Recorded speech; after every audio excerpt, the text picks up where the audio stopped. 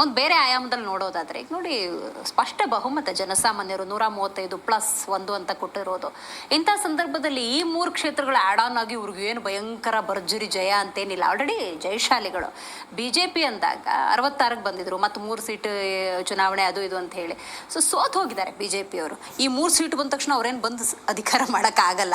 So ಇಂಥ ಸಿಚುವೇಶನಲ್ಲಿ ಈ ಮಟ್ಟಿಗೆ ನೀನಾ ಅನ್ನೋ ಪ್ರತಿಷ್ಠೆ ಯಾಕಾಯ್ತು ಈ 3 ಕ್ಷೇತ್ರದ ಚುನಾವಣೆ ಅಂತ? ಈ 3 ಕ್ಷೇತ್ರ ಚುನಾವಣೆ ಮೊನ್ನೆ ತಾನೇ ಕುಮಾರಸ್ವಾಮಿ ಅವರು ಒಂದು ಸ್ಟೇಟ್ಮೆಂಟ್ ಕೊಟ್ಟರು. 2028 ನಾನು ಮುಖ್ಯಮಂತ್ರಿ ಆದ್ರೂ ಆಗ್ತೀನಿ, ನಾನೇನು ಭವಿಷ್ಯ ಹೇಳ್ತಾ ಇಲ್ಲ ಅಂತ. ಇವ್ರು ನಾನು ಹೇಳೋದಾದ್ರೆ ಇವರು ಮುಖ್ಯಮಂತ್ರಿ ಆಗೋದಿದ್ರೆ MP ಯಾಕೆ ಆಗ್ಬೇಕಿತ್ತು? ಈಗ ಬೈ ಎಲೆಕ್ಷನ್ ಯಾಕೆ ಮಾಡ್ಬೇಕಿತ್ತು? ಇವರೇ ಈಗ ಚನ್ನಪಟ್ಟಣಕ್ಕೆ ಮತ್ತೆ ನಿಂತ್ಕೋಬೇಕಾಗಿತ್ತಪ್ಪ. ಅಲ್ಲೇ ಕಂಟೆಸ್ಟ್ ಮಾಡಿ ಈಗ ರಾಜೀನಾಮೆ ಕೊಟ್ಟು ಮತ್ತೆ ಕಂಟೆಸ್ಟ್ ಮಾಡ್ಬೇಕು. ಅದು ಒಂದು. ಇವ್ರು ಮುಖ್ಯಮಂತ್ರಿ ಆಗೋರು MP ಯಾಕೆ ಆಗಕ್ ಹೋಗ್ತಾರೆ? ಅದು ಒಂದು ಕ್ವಶನ್. ಮತ್ತೆ ಇನ್ನೊಂದು ನೋಡೋದಾದ್ರೆ ಇಲ್ಲಿ ಪ್ರಶ್ನೆಗೂ ನಿಮ್ಗೆ ಉತ್ತರ ಇದೆ ಅಲ್ಲ.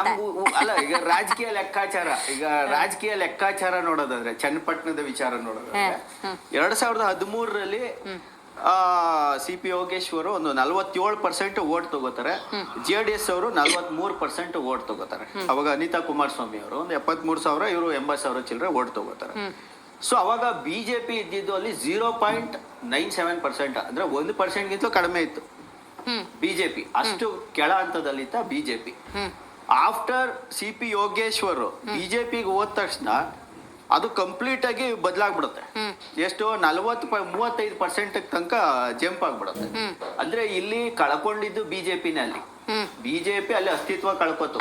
ಏನು ರಾಮನಗರ ಭಾಗದಲ್ಲಿ ಒಂದು ಅಸ್ತಿತ್ವ ಇತ್ತು, ಆ ಅಸ್ತಿತ್ವನು ಕಳ್ಕೊಬಿಡ್ತು. ಮೈಸೂರು ಭಾಗದಲ್ಲಿ ಅಸ್ತಿತ್ವವನ್ನ BJP ಸಂಪೂರ್ಣವಾಗಿ ಕಳ್ಕೋತು ಅಂತ ಹೇಳ್ತೀನಿ.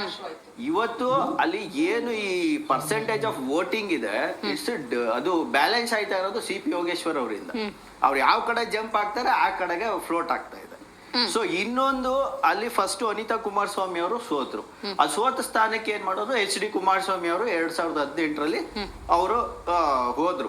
ಅವಾಗ ಜನಕ್ಕೆ ಒಂದಿರುತ್ತೆ, ಮಾಜಿ ಮುಖ್ಯಮಂತ್ರಿನ ನಾವು ಸೋಲಿಸಬಾರ್ದು, ಅವ್ರು ಮಾಜಿ ಮುಖ್ಯಮಂತ್ರಿ ಬಂದ್ರೆ ಏನೋ ಒಂದು ಡೆವಲಪ್ಮೆಂಟ್ ನಡೆಯುತ್ತೆ ಅಂತ 2018ರಲ್ಲೂ ಗೆಲ್ಸಿದ್ರು, 23ರಲ್ಲೂ ಗೆಲ್ಸಿದ್ರು. ಬಟ್ ಅಲ್ಲೂ ನೋಡಿದಾಗ CP ಯೋಗೇಶ್ವರ್ ಮತ್ತೆ ಕುಮಾರಸ್ವಾಮಿ ಅವ್ರಿಗೆ ಕೇವಲ ಒಂದು 7% ವೋಟ್ ಡಿಫರೆನ್ಸ್ ಇತ್ತು. Not difference of too much. 7% last ಎಲೆಕ್ಷನ್ಗೆ ನಾವು ನೋಡಿದಾಗ 2023ಗೆ ಈ 7% ಅಂದಾಗ ನಾವು ಇಲ್ಲಿ ಕ್ಯಾಲ್ಕುಲೇಷನ್ ಮಾಡಕ್ ಹೋದಾಗ ಅಲ್ಲಿ BJP ವೋಟ್ ಎಷ್ಟಿದೆ? 0.95%.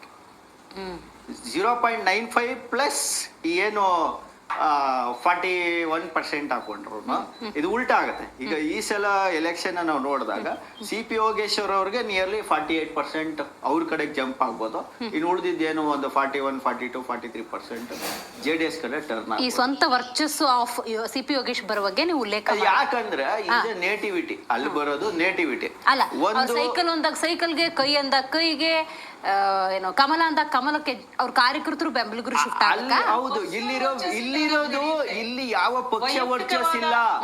ಯಾವಾಗ ಇಲ್ಲಿ ನೋಡಿ, ಎಲ್ಲಿ ತನಕ ಇವರು ತಮ್ಮ ಮನೆಯವ್ರನ್ನ ಬೆಳೆಸಕ್ ಹೋಗ್ತಾರೆ ಅಲ್ಲಿ ಪಕ್ಷದ ವರ್ಚಸ್ಸು ಡೌನ್ ಆಗುತ್ತೆ. ಇದು ಎಕ್ಸಾಂಪಲ್, ಪ್ರಾಕ್ಟಿಕಲ್ ಇದು ನಾನು ನೋಡೋದು. ಎಲ್ಲಿ ತನಕ ಇವರು ವ್ಯಕ್ತಿಗಳನ್ನ ಬೆಳೆಸ್ತಾ ಹೋಗ್ತಾರೆ, ಪಾರ್ಟಿ ಬೆಳೆಯಲ್ಲ. ಅಲ್ಲಿ ವ್ಯಕ್ತಿಗಳಷ್ಟೇ ಬೆಳೆಯೋದು. ಇವಾಗ ನೀವು ಮಾತಾಡುವಾಗ ನಾನು ಸುಮ್ಮನೆ ಇದ್ನಲ್ಲ, ನೀವು ಮಾತಾಡಿ. ನಾನು ಒಬ್ಬ ವಿಶ್ಲೇಷಕನಾಗಿ ಮಾತಾಡ್ತಾ ಇದ್ದೀನಿ ಅಷ್ಟೇ, ವ್ಯವಸ್ಥೆ ಬಗ್ಗೆ ಮಾತಾಡ್ತಾ ಇದ್ದೀವಿ. ಈಗ ಹಣದ ಒಳಗೆ ₹1 ಖರ್ಚು ಮಾಡದೆ ಏನು ಎಲೆಕ್ಷನ್ ಮಾಡಲ್ಲ ಅಲ್ಲಿ. ನಾನು ಹೇಳ್ತಾ ಇರೋದು ಇಲ್ಲಿ ವ್ಯವಸ್ಥೆ ಹೆಂಗಿದೆ. ಈಗ ಅದೇ ನೀವು ಇಲ್ಲಿಗೆ ಬನ್ನಿ, ಶಿಗ್ಗಾಂವ್ ಬಂದ್ರು ಕೂಡ ಅಲ್ಲಿ 2008ರಿಂದ 23 ತನಕ ಬಸವರಾಜ ಬೊಮ್ಮಾಯಿ ಅವರೇನೆ 4 ಬಾರಿ ಕಂಟಿನ್ಯೂಸ್ ಇದು ಮಾಡಿದ್ದಾರೆ. ಅವರು 54% ವೋಟ್ ತಗೊಂಡಿದ್ದಾರೆ ಅಲ್ಲಿ ನಾವು ನೋಡಕ್ ಹೋದಾಗ. ಅಲ್ಲಿ ನೀವು JDS ಒಂದು 7% ವೋಟ್ ಇದೆ ಅಷ್ಟೇ, ಇನ್ನ ಕಾಂಗ್ರೆಸ್ 35. ಅವೆರಡು ಸೇರಿಸ್ಕೊಂಡ್ರೆ ಬರೀ 40-42% ಬರ್ಬೋದು ಅಷ್ಟೇ, ಹಳೆ ನಾವು ಲೆಕ್ಕಾಚಾರಕ್ಕೆ ಬಂದ್ರೆ. ಅಂದ್ರೆ ಈ ಎಲೆಕ್ಷನ್ ಅಲ್ಲಿ, ಬೈ ಎಲೆಕ್ಷನ್ ಅಲ್ಲಿ ನನ್ನ ಪ್ರಕಾರ ಏನು 2 ಸೀಟು ಕಾಂಗ್ರೆಸ್ ಬರುತ್ತೆ, 1 ಬಿಜೆಪಿ ಬರುತ್ತೆ.